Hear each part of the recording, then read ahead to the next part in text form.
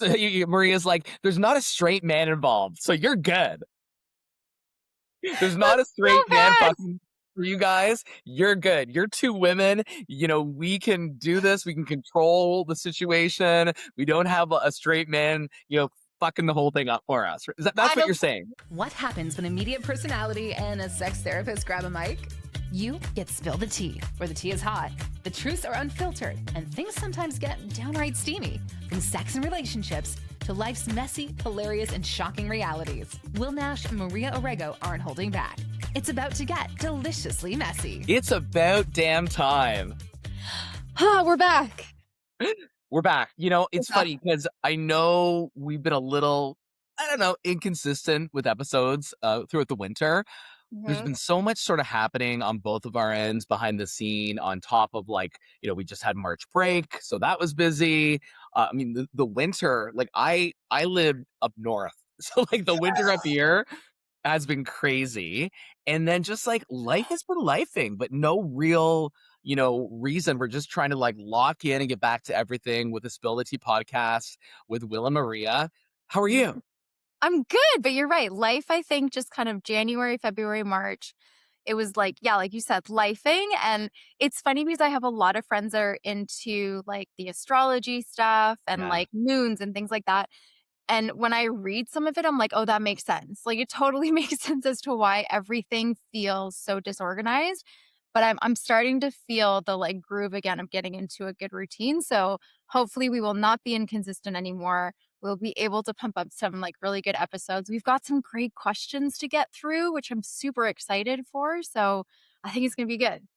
I would agree. And I also think that, like, just in terms of, when I've been talking to my friends or my family members, I just think that because this has been one of the craziest, obviously, if you're listening in Ontario right now, you probably have felt it too. I mean, if you're listening in a lot of places, you probably felt it too. But like Mhm. this winter has definitely affected people's moods and affected people's day to day. And I'm the first to say that I've been affected. I was just talking to my dad the other day. It's like today there's a bit of sunshine, but it's like we need a lot more vitamin D, right? Like, because it really does affect your mood, right? It really, really does. Oh my God, in all the different, yes, in all the senses, we definitely need vitamin D in our lives. All the All senses. the senses, all the vitamin D. But Which it's true, right? It's like as soon as the sun comes out, you notice everyone's like happy again and then it goes away and you're like, "No." 100%. And it's funny that we're talking about vitamin D in all Oh. of the ways, because that actually kind of, without you even maybe trying to do that, kind of segued into this conversation from a listener that was sent into us anonymously. And first of all, anonymously again, so completely respect that. But thank you for listening and thank you for being patient, because I'm not going to tell you how long ago we received it, but this person has been waiting a while for us to answer this question. So I'm going to just start off the top and read it out to you. And let's break it down, Maria. Okay. Let's do it. Let's do it. We're back. Okay. Hey, Will and Maria, what to do when you have the hormones of an 18-year-old boy and your partner has none? Hope that makes sense. I love her. I know she's struggling with her meds, and that does affect her sex drive. I'm doing my best to be understanding, but it's been over a year since we have had sex. Thank Oh. you. Oh, It's been there's over a so year much. since she's gotten any, right? So she's in this relationship. Obviously, I don't want to assume. Prior to a year, I'm thinking they might have been a little more consistent with Yeah. their intimacy. It sounds Yeah. like it. Yeah. I think the first thing that comes to mind, which I think is just like beautiful when she says 18-year-old hormone, like, boy, I love that. I love when like it's like I can like go whenever, however, and I'm good to go. I also want to I want to add a little bit of a disclaimer because this happens to me in my office a lot. It's not abnormal for couples to go this long without sex. Because I think that we have this like huge misconception that people are doing it like all the time. And then there's also, again, the Google searches that happen. And there's these like people that say like a healthy relationship means that you're having sex at least 3 times a week. That's not like the actual average couple. It's very common for couples to go a long time without having sex. So I just don't want anyone to feel ashamed of that because it's not a shame place to be. It's just a place of like, we need to have the conversation and open this up because if it's something you want, well, then it should be a need that you're talking about. Well, and I love the honesty that this person has sent in, and like you said, listen, like I'm horned up and I'm ready to go, but my Yeah. partner, she is not. And like you said, I think that every couple, whether they're newly together, been together for a year, 10 years, I assume if you throw kids into the mix, things look a little bit different there as well too. And then you have Mhm. careers. I feel like we always say this, but people are busier and more stressed and more tied down now to more multiple things than they ever have been, right? A lot of Yeah. people have more than one job, right? So if you're working two jobs and you're getting in at 11 o'clock and out the door at 7 a.m., that may not be the first thing that's on her mind, right? It might Mhm. not be the first thing that's on her mind. But I think that, like, I don't assume. It sounds like this person who sent this in is coming from a good spot in the relationship, but Mhm. that this is just something that they want to work on. So you talked about the conversation of it all, right? How do Mhm. you approach a conversation like this, which I would think could go either way? Yeah. Oh my gosh, it totally could go either way. Now, knowing that this is two women in a relationship, I think the conversation can be sometimes a little bit softer because there's not kind of that let's call it like the ego that gets in the way because I know that when like heterosexual couples have this, sometimes there's like ego and there's pressure and there's all the societal kind of norms that come with that conversation. So there's a bit of a difference there. So Maria's like, there's not a straight man involved, so you're good. There's not a That's so straight man bad. fucking for you guys. You're good. You're two women. We can do this. We can control the situation. We don't have a straight man, fucking the whole thing up for us. That's I what you're saying. Eh? I love how I tried to say it in the most like clinical way ever, and then you're like, let me translate. Let me let me translate that for all of you. Yes, you're right. I, There I, is I, I I hold responsibility. I will Nash oh hold my god. responsibility for shading Maria Rego on this podcast. No, I think it's great. You're right though. You are right. The conversation needs to come from a place of like what your individual needs are instead of like placing the blame or the pressure on the other person, right? And then working with solutions and like trying to figure out like where does this all come from, right? Now, there's obviously like there's a bunch of layers that we can go through. One of the ones that I think is really important in this question is that she acknowledges the fact that medication could be playing a role here. And I don't think people appreciate that enough or Mhm. go and talk to doctors or naturopaths to actually figure out what their medication is doing. A lot of anxiety meds, depression meds, ADHD meds, they actually Mhm. have like an ability to lower your sex drive or your sexual desire. So we don't ask those questions all the time, right? We think like, oh, my depression will go away, I'll feel better, but then it actually does something negative to your like sexual desire. So there's also birth control that also does that to people, right? Men lose testosterone after the age of 35, 38. Like there's a lot of things that happen in our body that I don't think we always talk about. So I love that they're conscious of the fact Mhm. that medication could be a factor. That obviously is up to the person to go do the work and like get blood work, go talk to the doctor, figure out their physical health and what that all means for them sexually. Then there's also like menopause, Mhm. like, Yeah, right? yeah, If or you're perimenopause is, like, is it fair to say it's trending right now? oh, Like, it's a lot of so trending. like, I feel like Drew Barrymore has just been putting it all out there. I know it's funny, but, I mean, I feel like I know so much about her health, right? Like, and therefore, it's creating that conversation with other women who would never talk about this 10 years ago publicly, No, right? So that could no, be a fact. Not that I know anything about perimenopause or menopause, besides being, maybe on the yeah, receiving end of it. yeah. But at the same point, it's like, yeah, I mean, it's a circle of life. It's a cer yeah, of course it is, but I will also say though, and I know I've said this to you 1,000 times, listening to Doctor TikTok or Doctor Google is not healthy because if you're continuously listening to everything that these It's people are true. saying about perimenopause, you start thinking you have it. You probably don't. Like, go do the blood work, go figure it out. There is a way to know whether or not you are, but like, listening to some influencer tell you you're in perimenopause because you forgot your keys? No, it just means that you're probably a mom. Like, Yeah, you have that's a very good point too, because I know I will say I know personal female friends who literally think they can diagnose their other female friends based on their behavior, based on whether it's been a sleep issue, a fatigue issue, whatever it is. It's like, oh well, you might have this or you might have that. It's like, well, I mean, she might, but I don't see the PhD on your wall. know, right? It's funny how we've all become someone that, like, can diagnose someone based off of a few videos on our algorithm that it's being fed into us. Which is Uh, also funny too, because we're kinda doing this on this we are. podcast. Pot kettle black, right? But at least this person sent in a question is asking for our sort of well, not sort Yeah. of, your professional advice and my little quips in between. Yeah, but, I think to, like, clarify, we're not doctors. We're No, not giving medical advice. I'm no. also like, I think what we've done really well, the two of us together, has always been like, talk to friends, talk to your doctors, talk to your therapist, like, actually seek information, like, network your way through your own health and your own sexual relationship with yourself and with others.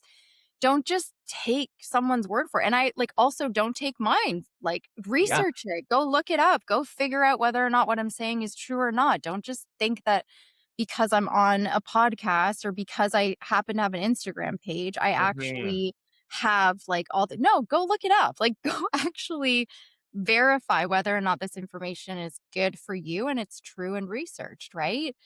And Um, and that's true. I just wanna take it back to the question for a yeah. sec in terms of so, like you said, back to, the relationship, 2 females. Hopefully, there's some honesty there. There's obviously a lot of love, or else I do not think we would be getting this question into the pod. Yeah. Um, is it best to talk about it first and how it's making the other person feel, and then seeing how the partner reacts? Or should the person who sent this in try things a little bit differently to initiate some intimate time together? My thing would be like, it might be good to talk about it and then together see how you can, make it happen. I don't know. Yeah, yeah, you know what? I think I would do, like, both together, like, obviously not at the same time, but I would try to do both.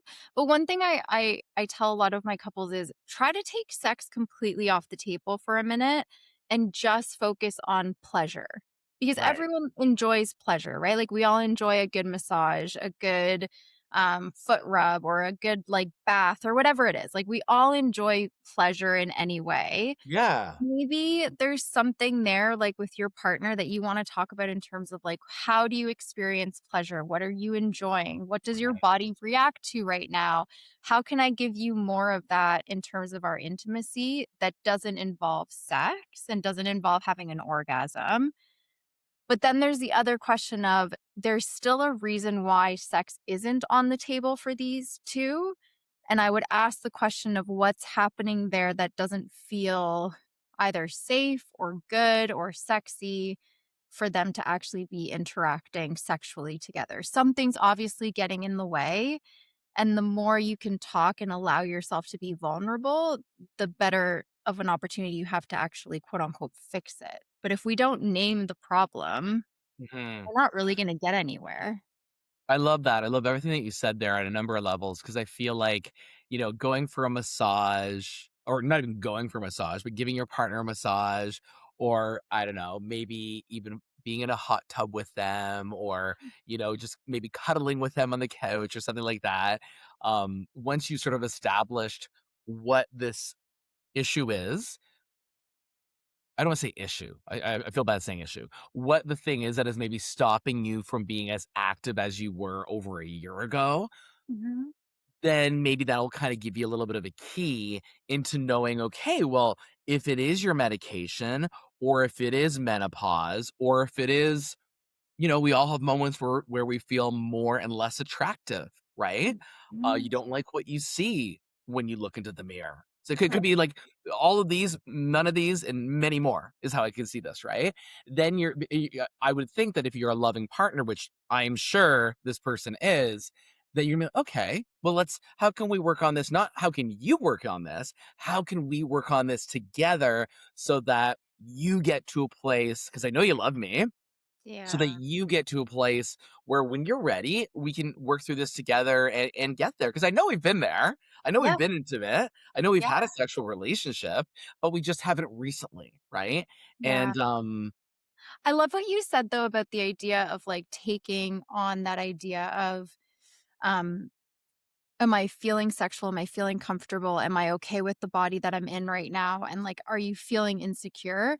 I think sometimes we need to support our partners in Mhm. that as well. Like, we can tell our partners, I'm super attracted to you. You're super hot. You're super sexy. I want you.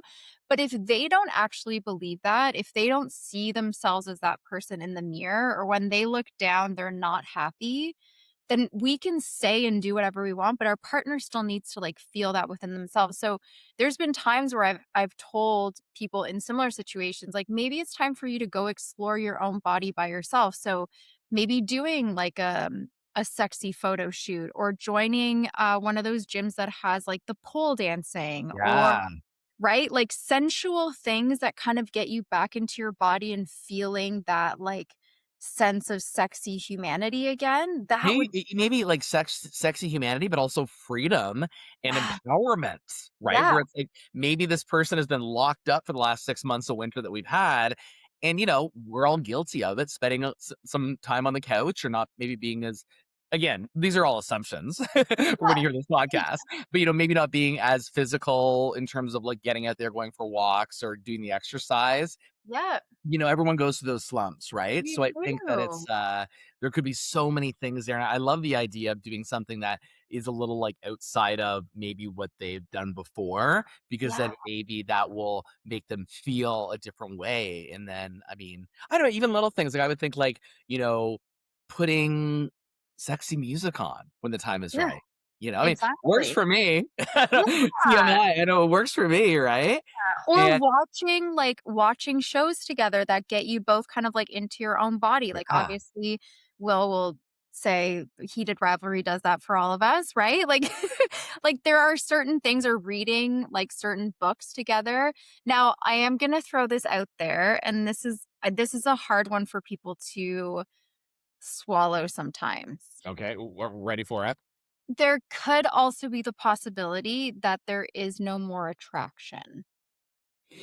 And that's like, I know people are like, "But we love each other." It's like, that doesn't matter. Attraction and love are 2 very different things.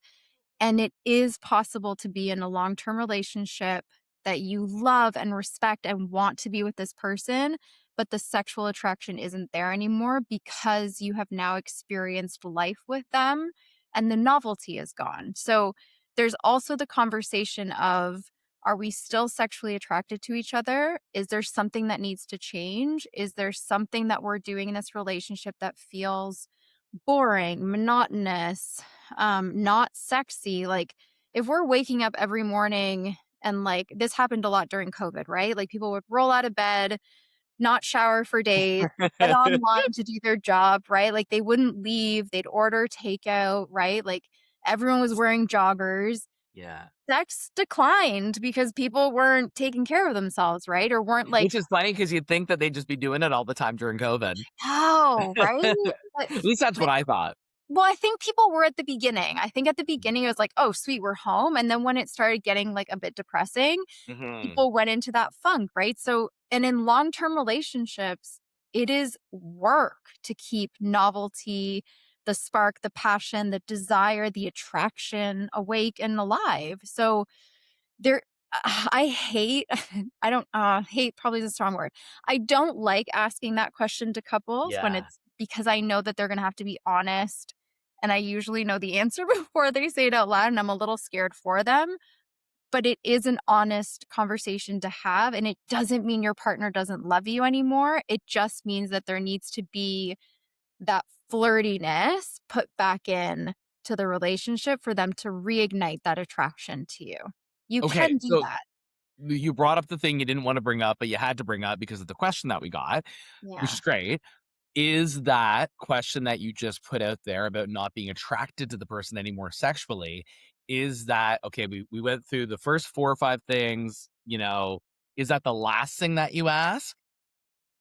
I think it depends the relationship. Like, I don't think it should be held as a bomb. Like, I don't think it should be like, "Oh my god, I'm scared to ask this." I think it should come from the place of we're all different, we all have different needs, we all have different attractions, and maybe my partner isn't attracted to me right now, but know that that can come back. Like, it's not something that, like, once it's gone, it's gone. No, it can come back. So, yeah, I mean, you have to tread lightly because your self-esteem might be wounded after they say, "Yeah, I'm not attracted to you anymore." But if they're both willing to work on Yeah. that, it can be re-sparked together, Well, and right? it's They can interesting do too, that. right? Because like, how many times have you either seen your partner or even just seen a friend or someone that you know, and maybe, they were in the same old clothing, had the same haircut, and then they were wearing something new, they got that fresh fade, you know what I mean? And Yeah, then it's like, damn, like, okay, you were hiding behind that, right? mhm, So it's yeah, like it's not to say that even if your partner's not attracted to you, that they can't be attracted to you. It's just a matter of the self-awareness that comes involved in a relationship where it's like, and I'm not saying that this is the people who sent in this question, but it could be somebody hearing this right now, where it's like, if you don't still put in that effort to take care of yourself for yourself first, but also, I mean, you are, you want to make sure that your relationship is healthy and you want to keep having sex and you want to keep having a very loving, supportive relationship. So, I mean, it is a part of it in a way to, that self care. of course it is. And asking those questions like, what are you attracted to? What do I do that turns you on? Are there things I do that don't? Right? Like there are times where you date a person and you're like, "Oh, you're super hot," but when you chew with your mouth open, I'm disgusted. Right? Which Like is like that is that should just be not a thing, right? People should just not don't chew with your mouth open because we don't need to see the turkey in between your teeth. right. Or even like I've had some couples be incredibly honest and say, I've seen you in the same like jogger thing or Yeah. Lulu's, like you're always in your ripped beer shirt. And like, Oh I my don't god, want yes. that. Like, I don't feel attracted to that. And like, yes, it is a very vulnerable thing to say, but I don't know, I mean, not everyone's like this, but I would rather know if I'm doing something to turn you off than not know, and then, Yeah. like, decline in our relationship just because you didn't tell me that you don't like it when I put my hair in, like, pigtails. I don't know. Like, I don't think Okay, I've ever but put I my mean, come hair on, how cute would you look with your hair and pigtails, Maria? Like, come on. Give us a little, like, Dorothy Gale vibe going I on. don't know why I chose that. That was, like, the most random thing ever.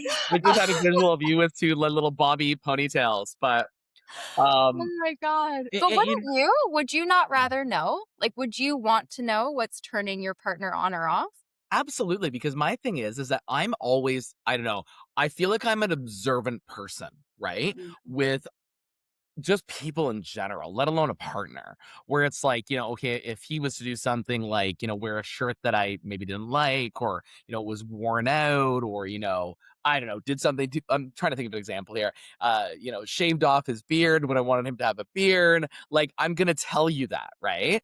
Not that you can't be attractive, beardless or in an old ratty shirt, but at the Yeah. same point, it's like, don't you also wanna feel like I'm attracted to you if we're kinda in this for life, if we're in this together and you supposedly love me as Yeah. I love you?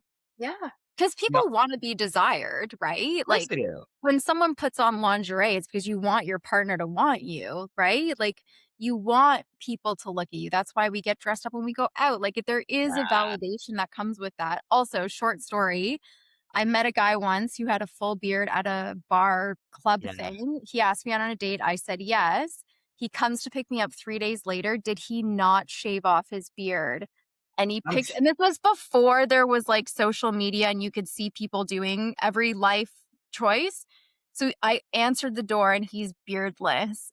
yep, Well, yep. my, like, attraction plummeted, but I I will felt say terrible. this, beards, facial hair is makeup for a man, Oh, I like that. and I have had Huh. some close friends who have, had shaving errors because apparently that still happens when you're in your 30s. And I'm like, "Oh my god." Like, where is your beard, right? Where is your beard?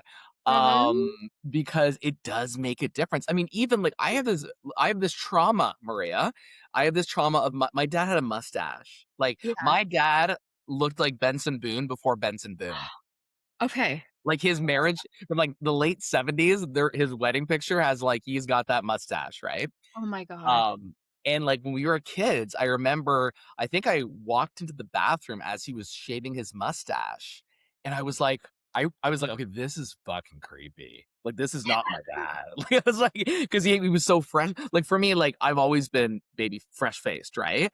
Yeah. But, like, he always had a mustache. So, yeah, to your point about this guy, it can change an appearance greatly. I'm probably sounding really superficial here, No. but I think that true. Like, if you were attracted to, like, this person's look and then he showed up at the door, you're like, "Well, I'm waiting on someone else to show up." Yeah, yeah, and you know what? I will say, like, I know the, like, shallowness in the vein, and I know there's tons of videos of, like, things like the Love Is Blind thing of the Yeah. people to each other. Attraction is attraction, and if you're attracted to blondes or you're attracted to brunettes or you're attracted to someone that's taller or shorter or, like, has long hair, short hair, that is your choice, and Yeah. I can't stand how much we shame that as, like, a thing that's vain. It's not vain. It is our physiological makeup. It is the way that our brain works in terms of being attracted. You cannot fake a physical arousal.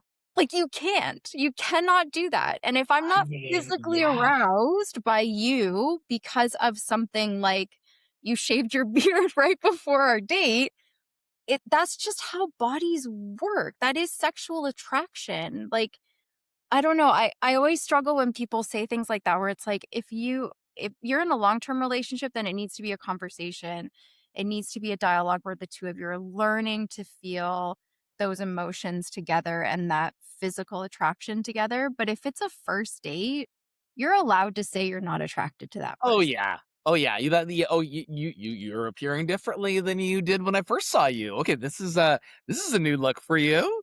What do you think about it, Will? Oh, Well, I kinda like the way I saw you before. yeah. Could we go back to that, and then this can work out? I still went on the date. I shouldn't have, but I still went. See, you I went, right? did. I Oh my did. god. Oh my god. Did we answer the question for we I answered think I think I don't know, I'm gonna say we answered it for her and then some, right? I yeah. think that we've given her a lot to think about, and if you wanna send in your question, you can. You can send it into us, send us a DM at the Spill the Tea Pod on Instagram, on TikTok, all over the place, all the socials, and then, of course, don't forget to follow us and like, rate, subscribe, 5 stars because that way more people are going to find out about us and more people will be able to ask these sort of questions that we all have, right? That we all have. Mhm. And yeah, now I'm going to be looking, I'm going to be, if I'm going on a date with someone, I'm going to be keeping an eye, be like, okay, if your picture has a beard, you better show up to my doorstep with a beard too. Weird. Yes. Yeah. We need to start hearing all about your dates now. Well, I need to get some before the next episode. Oh, yay. Okay, let's do that. Let's Okay. start typing. I'll do some serial speed dating. Oh And my on that god. note, thank you so much for listening to the Spill the Tea podcast with Will and Maria. And that's the tea. And that's a wrap on this episode of Spill the Tea. Got a burning question or a scandalous scenario? Slide into our DMs. We're ready to spill it all and maybe stir things up a little. Follow us at the Spill the Tea Pod, at Will Nash on Air, and at Sex Off the Pedestal.